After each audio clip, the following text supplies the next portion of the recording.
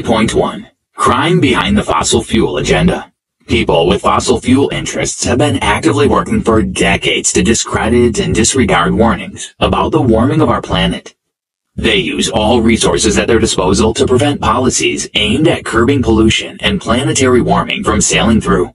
Learning from the gun lobby's motto, guns don't kill people, people kill people, and the tobacco industry's strategies for absolving themselves of responsibility. The fossil fuel industry has repeatedly avoided and prevented action toward preserving the planet. The Koch brothers, the Mercers, the Scaife, and companies like ExxonMobil have spent billions of dollars to misinform the public about climate change. They discredit the science that links fossil fuel burning to climate change. Their strategy has worked so far. Climate change is a principal symptom of the possible calamity, not its reason. To tackle this problem, we need to do 3 things. Acknowledge that we are in a war. Understand how the enemy's mind works. And develop a battle plan to overcome these hurdles and save our planet. In this summary, we'll unveil the obstructive maneuvers and postponement schemes that powerful stakeholders implement to thwart climate progress. You'll also discover the strategies of the enemy and the steps we must apply to squelch these lies. Follow through and join the fight for the life of our planet. Key Point 2. Climate misinformation that can kill us all. Oil-funded governments, fossil fuel companies, and right-wing plutocrats who depend on fossil fuels cannot continue to deny the science. What was forecasted is always happening. These behemoths have developed a new tactic, shifting from denial to deception, distraction, and delay. While personal action is necessary, it cannot avert the impending doom. The deflection campaign has created a rift in the climate advocacy community between those who favor personal action and those pushing for policy action. Another weapon these forces of inaction use is to oppose regulations of carbon emission and attack renewable energy solutions. They propose false remedies like carbon capture, geoengineering, and future innovations that will save us. A third strategy is PSYOP. They tell people climate change impacts will not be as harmful as the science states. This narrative dampens any sense of urgency and agency. This strategy is bolstered by those who claim that nothing can be done to correct the course. With over 2 decades of experience fighting this war, Mann proposes a plan to save our planet from a climate crisis. 1. Disregard the misguided belief that the planet is doomed already. 2. Follow the idealism of the youngest generation who are trying to save their planet. 3. Educate the honest, confused folks who are victims of the climate change misinformation campaign. And 4. Support leaders willing to make systemic change instead of shifting the responsibility to individuals. The Earth requires mindful actions, not fears, preconceptions, and anxiety. Understand that this climate war is yours to fight. Convert the fear and anxiety into motivation and action. We have a home where the conditions are perfect for our survival. We have not found any planet with the same conditions. Let us strive to preserve it with everything we have. It is a crime against the Earth, not just humanity, for some people to continue to hurt our world for monetary gains. It is unethical, immoral, and unacceptable. Key Point 3. Science under siege. The enemy sets out to discredit the messenger by attacking their personality. When science clashes with industrial or corporate interests, the scientist is dubbed an enemy of the people. Since the industry has more money than scientists, they get more attention. In 1969, a Brown and Williamson executive candidly declared, "Doubt is our product." The tobacco company hid the health threats of smoking from the public. Frederick Seitz was a renowned solid-state physicist who collected $500,000 from R.J. Reynolds, a tobacco giant. Seitz was tasked with leveraging his scientific reputation to dispute any established connections between tobacco and health issues.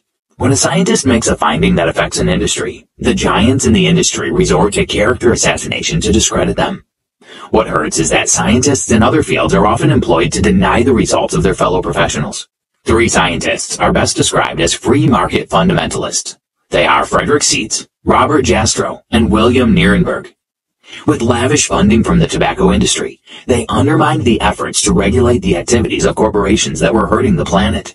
They established the George C. Marshall Institute, or GMI, which specialized in denying any scientific finding that negatively impacts their benefactors. The military-industrial complex.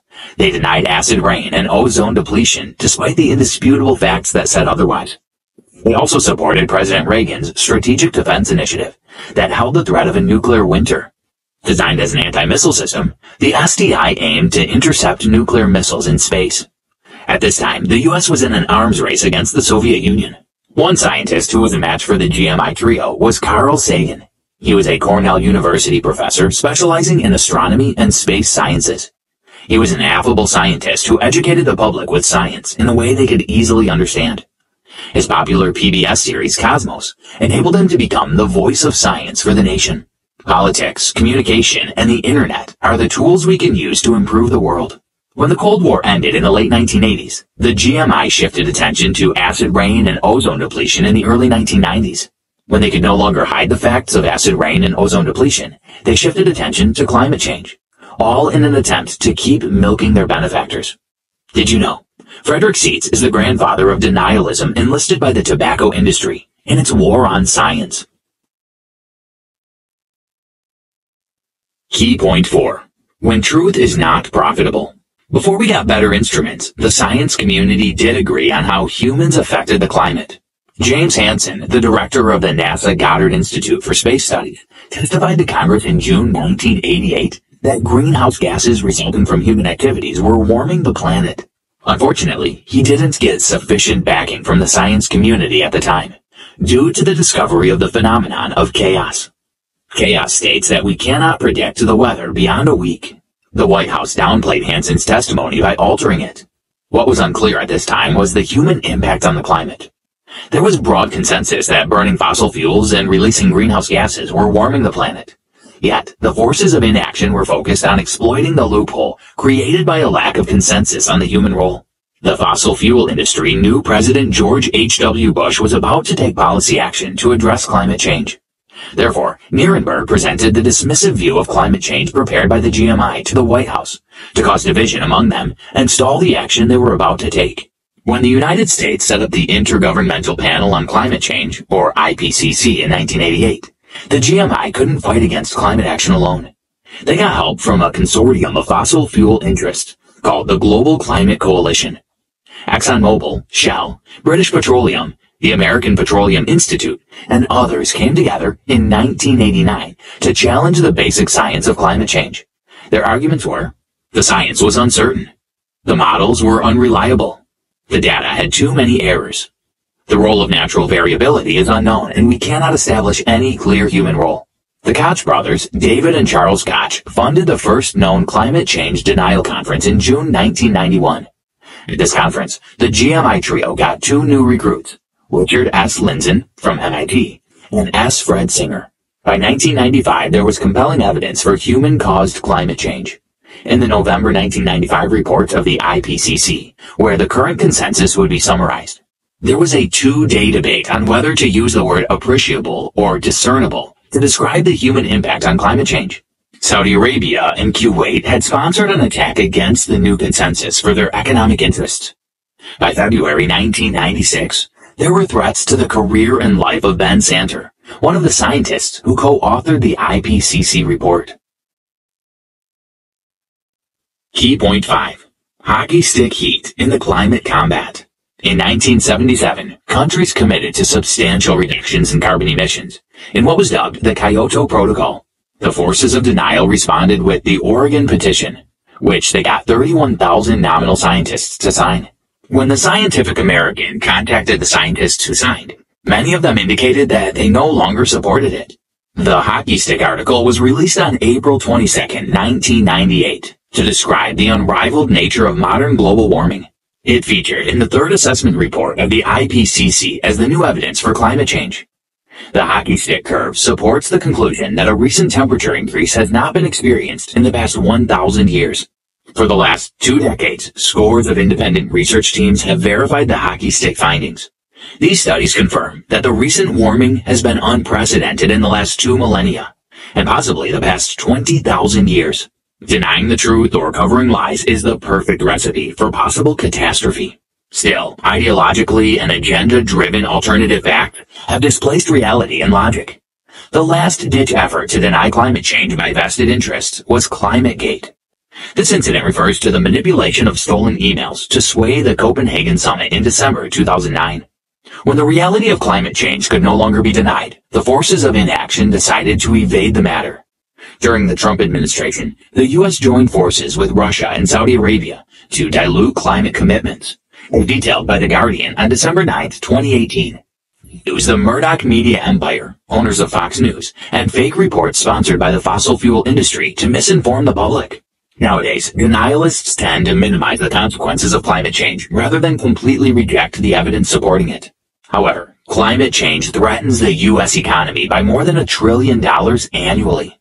From denialism, the forces of inaction, thus described as inactivists, are shifting base to become deceivers and dissemblers. Dissemblers are those who downplay, deflect, divide, delay, and preach doom.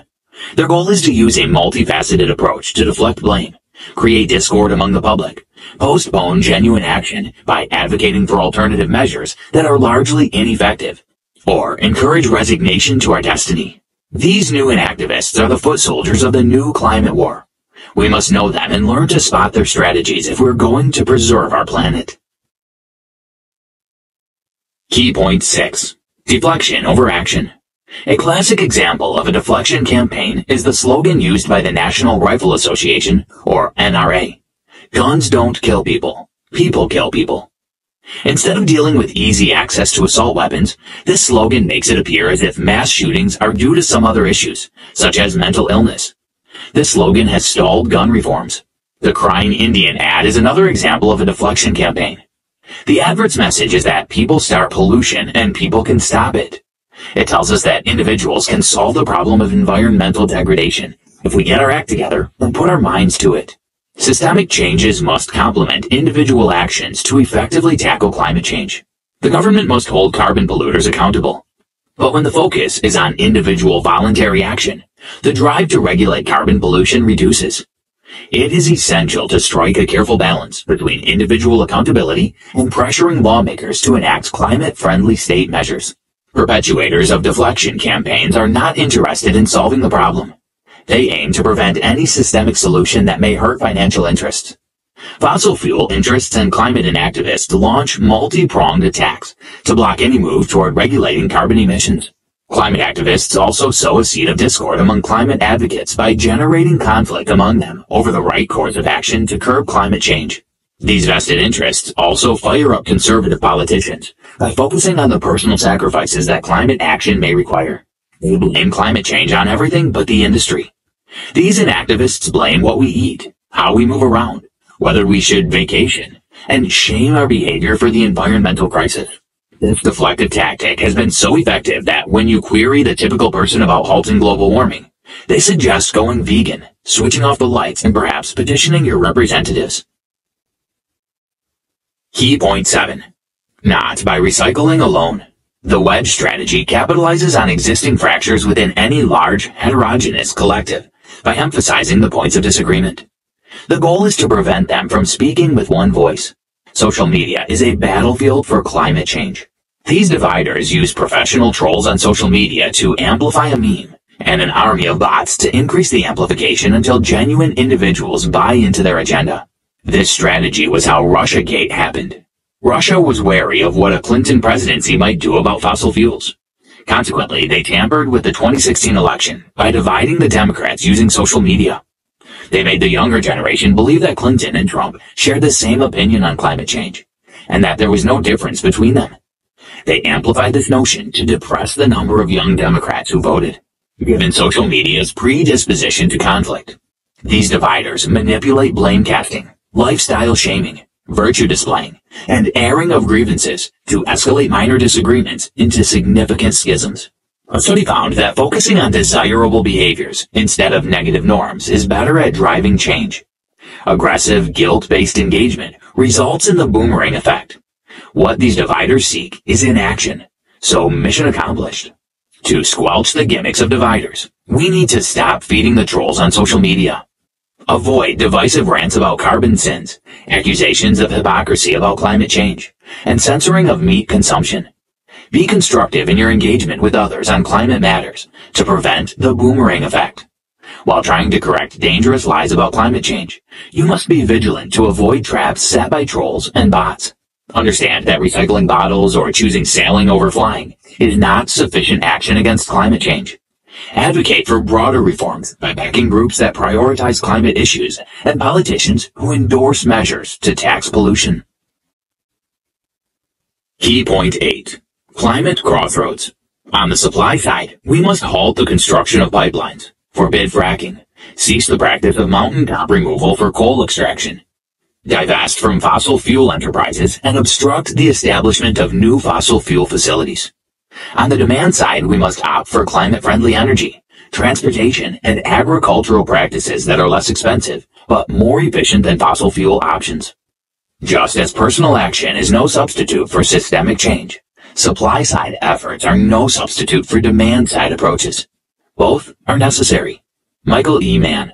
Carbon pricing is an effective way to ensure the balance of scale in reducing the carbon footprint. Initiatives for carbon pricing entail imposing a carbon tax on polluters, or rewarding carbon reduction efforts with credits. Awareness and knowledge are the first steps to tackling climate change. A 2009 carbon pricing bill in the U.S. was blocked by fossil fuel interests and right-wing anti-regulation plutocrats. In Australia, similar legislation suffered setbacks because of climate change denial leadership.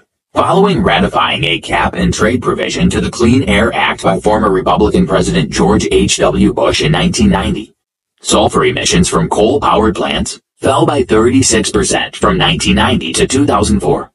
Even with a 25% hike in electricity generation, the GOP overturned this environmental success story. Did you know? Allegations persist